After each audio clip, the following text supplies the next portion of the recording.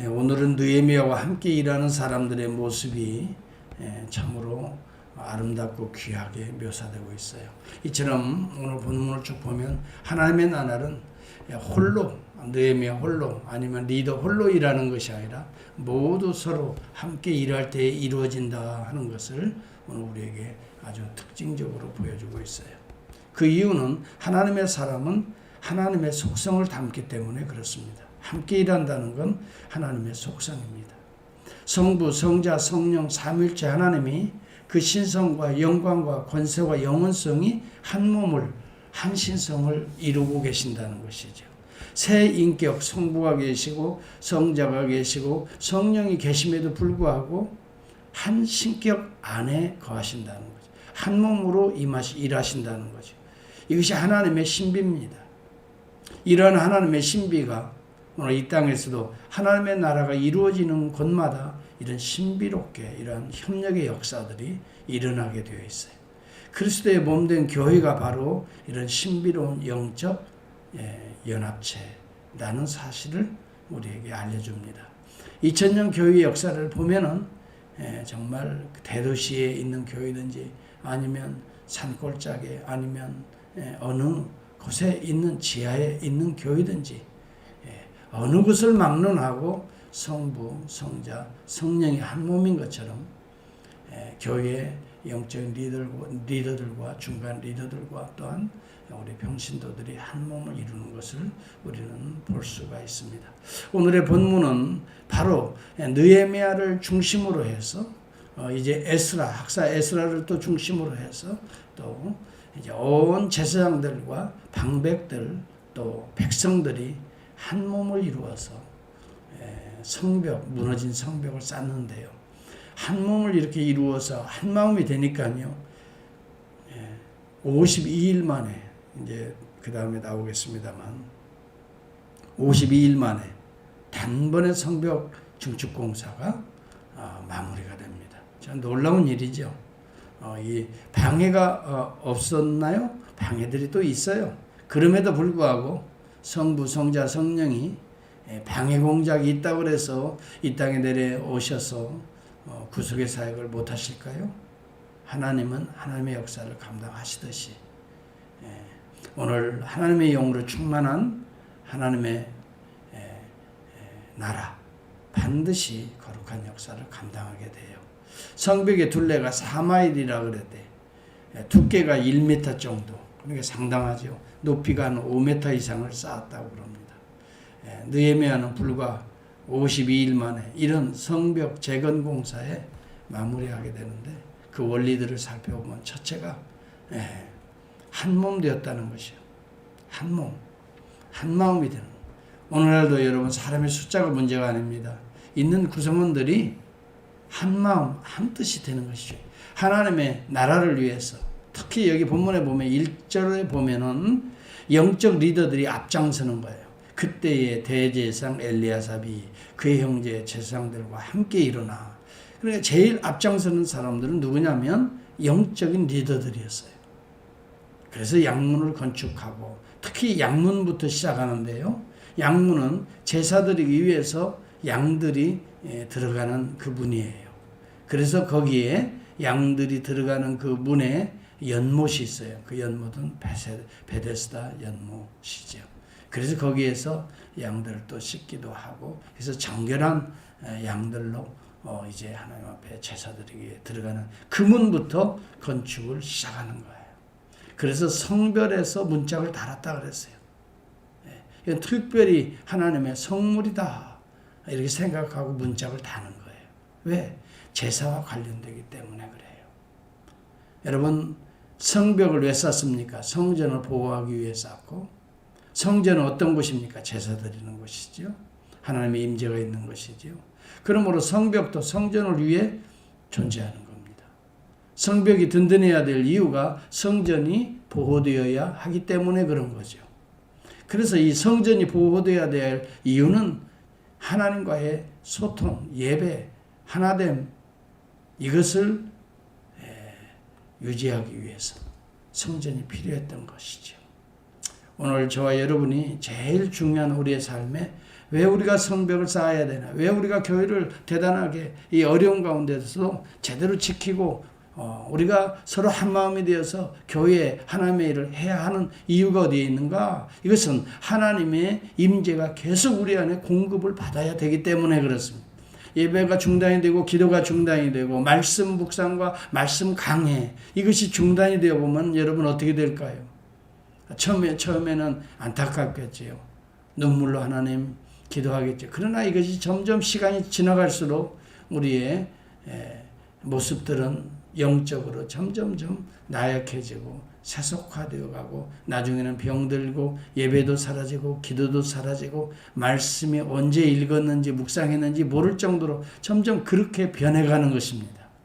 세상적인 것이 좋아지고 세상 맛이 더 즐겁고 여러분 중요한 것은 양문부터 건축했다고 하는 사실이요. 대제사장 엘리야삽부터 시작해서 영적인 리더들이 먼저 모범을 보이고 일어났다는 거예요. 교회는 정말 영적 리더들이 중요합니다. 그래서 먼저 영적 리더들을 위해서 우리가 기도하지 않으면 안 돼. 특별히 목회자를 위해서 기도하지 않으면 안 돼. 우리 장로님들을 위해서 기도하지 않으면 자꾸 세속화되어 갑니다. 그럴 수밖에 없어요.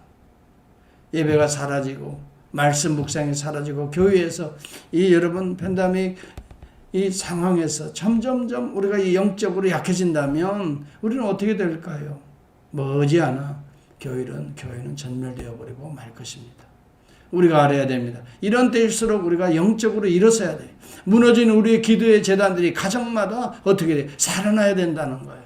성벽을 쌓아야 되는 겁니다. 여러분 그리고 보이기를 힘써야 되는 거죠.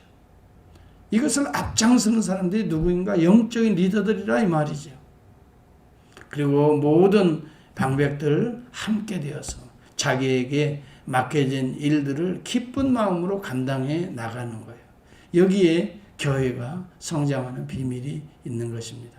각 지방의 통치자들이 다 예루살렘 지방부터 해서 베낫게렘, 미스바, 벳술, 그일라 지방의 이 총독들이 다스리는 자들이 또 방백들이 다 성벽 중건에 참여하기 위해서 예루살렘에 모이는 것입니다.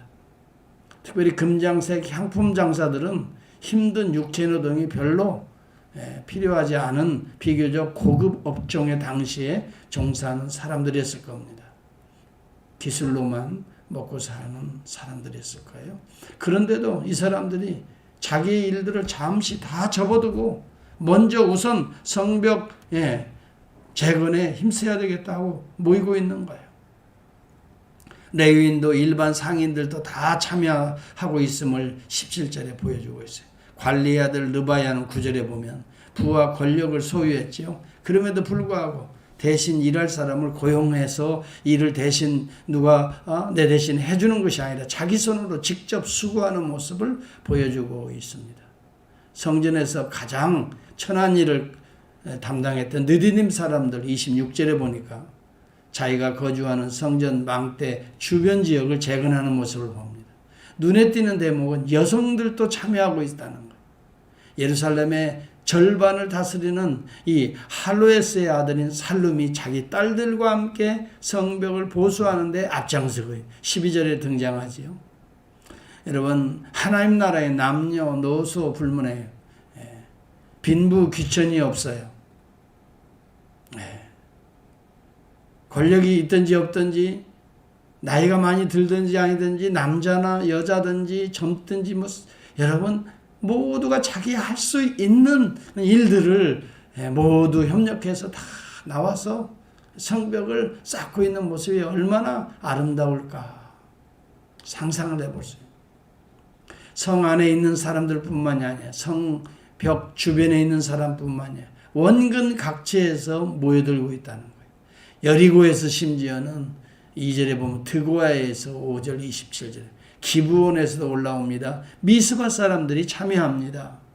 이런 사람들의 이름이 다 기록되고 있지요. 하나님 나라에 수고한 하나님의 백성들은 하나님의 책에 다 기록된다는 걸 우리에게 보여주고 있어요. 여러분, 우리가 주님의 일을 하고 주님의 일을 남 보이지 않는 곳까지 여러분 이렇게 수고하고 애쓰는 하나님의 종들이 많습니다. 우리 교회에도 그런 분들이 많아요.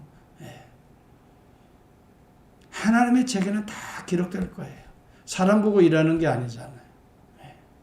내가 하나님 앞에 이런 것들을 오늘 본문을 보면 참 그분들의 이름을 우리는 이 발음하기도 힘들잖아요. 그런데 성경은 다 기록을 남기고 있는 이유가 뭘까요? 후대들이 알고 어떤 어려움 상황에서도 이렇게 헌신하는 자들을 기억하고 어려움이 있다 하더라도 이 뒤를 이어서 하나님의 나라를 세우라라고 하는 하나님의 뜻이 담겨져 있지 않겠나 싶습니다. 여러분, 예루살렘에서 약 20km 정도 떨어졌던 드고아의 평민들도 동쪽 성벽의 한 부분을 담당하고 있습니다. 참으로 이 놀라운 일. 예수님께서 사역하실 때도 마찬가지입니다.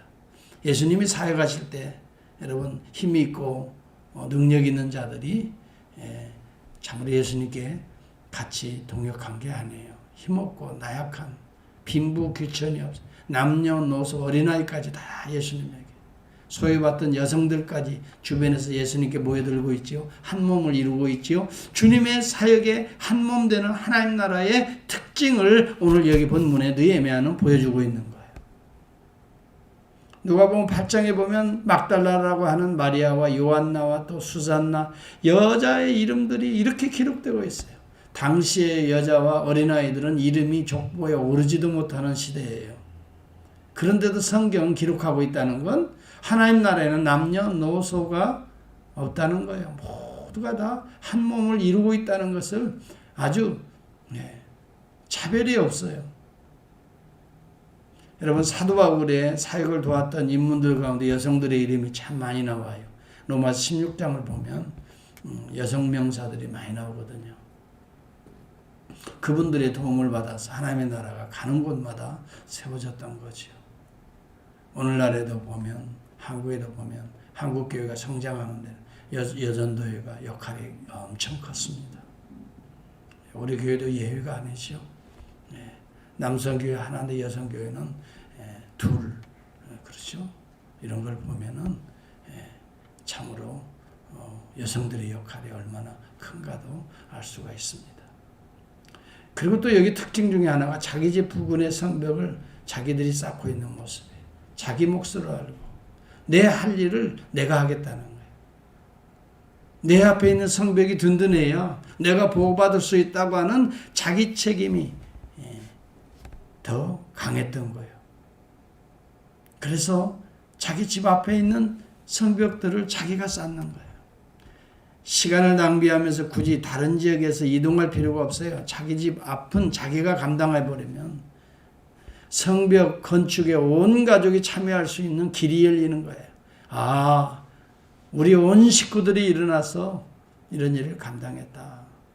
여러분, 우리 교회도 여러 번 느헤미야 이 본문을 보면서 영감을 얻어서 느헤미야 프로젝트를 1차, 2차, 3차까지 우리가 진행한 적이 있어요. 그래서 오늘 이 교회가 그래도 이렇게 참 든든하게 세워지고 있는 거예요. 그때 여러분들 다 헌신하고 수고하고 또 때때로는 어려운 분들은 불평하는 사람도 없지 않아 있어요. 여기도 본문에 보면 비협조적인 사람들이 없지 않아 있어요. 5절에도 보면 드고아 집안의 어떤 유력한 좀 힘이 있는 사람들은 공사 책임자들에게 협조하지 않았어요. 이런 내용도 있어요. 또 뒷짐진 사람들도 없지 않아 있어요. 여기 본문에도 등장하잖아요. 그렇지만 그런 구경꾼들 때문에 성벽 재건이 중단되진 않았어요. 하나님이 하시는 거지. 결국 교회의 일이라는 것은 하나님의 나라는 앞장선 하나님의 종들과 함께 사역한 동역자들에 의해서 마침내 52일 만에 이루어지듯이 하나님의 나라는 이렇게 세워져 가는 거예요. 참으로 우리는 알아야 됩니다. 여기 본문의 3장 여기 20절에 보더라도 바룩이 한 부분을 힘써 중수하였다. 이게 한 부분이 나옵니다. 둘째 부분이라는 원래 뜻입니다. 표준 세번역에는 아주 정확하게 번역했어요. 자기 몫을 감당하고 그 다음에라는 뜻입니다. 둘째로 첫 번째는 자기 몫입니다. 그런데 이제 자기 몫을 끝난 사람들은 그 다음까지 감당하는 모습을 봅니다. 아주 이 부분을 성경은 분명하게 힘써 중수하였다 이렇게 기록하고 있습니다. 여러분 힘써서 애써서 헌신하는 자들 하나님이 또 그렇게 기록할 줄 믿습니다. 이 모든 모습들은 비교할 수 없는 한 분의 충성을 예표적으로 보여주고 있습니다. 우리 죄를 대속하기 위해 하늘 보좌를 버리시고 이 땅에 오셔서 자기의 몸까지 다 희생하시고 충성하신 한 분 예수 그리스도를 우리는 보여주고 있는 것입니다. 히브리서 3장 1절에서 6절까지 보면은 그러므로 함께 하늘의 부르심을 받은 거룩한 형제들아 우리가 믿는 도리시며 사도시며 대제사장이신 예수를 깊이 생각하라 그랬어요. 앞장서서 십자가에 오르신 그래서 우리의 무너진 우리의 기도의 제단 하나님의 참 성전을 세우신 우리 주 예수 그리스도를 깊이 생각하라 그랬어요. 죄로 말미암아 무너진 성벽을 자기 피로 다시 세우신 예수 그리스도를 깊이 생각하라. 그는 자기를 세우신 이에게 신실하기를 모세가 하나님의 온 집에 충성한 것 같이 그는 모세보다 더 영광을 받을 만한 것이 마치 집 지은 자가 그 집보다 더욱 존귀함 같으니라. 그리스도는 하나님의 집을 맡은 아들로서 그와 같이 하셨다 그랬어요. 예수 그리스도는 하나님의 집을 지은 하나님이시지만 육체의 몸을 입고 집 맡은 아들로 다시 무너진 성벽을 쌓기 위해 이 땅에 오셔서 자기 몸을 찢으심으로 말미암아 그 피의 값으로 무너진 하나님과의 단을 쌓아 견고한 그리스도의 몸 교회를 이루신 것입니다. 이렇게 집 맡은 아들로서 십자가에 죽기까지 충성하신 우리 주님을 그림자적으로 바라보게 하는 여기 이름들이 많이 있습니다. 오늘 저와 여러분은 어떻게 하루를 또 사시겠습니까? 주님을 위해서 이러한 믿음으로 내가 무엇을 할 수 있을까? 기도하시면서 내 남은 생에는 이제 나도 내 무너진 재단을 쌓아버리라.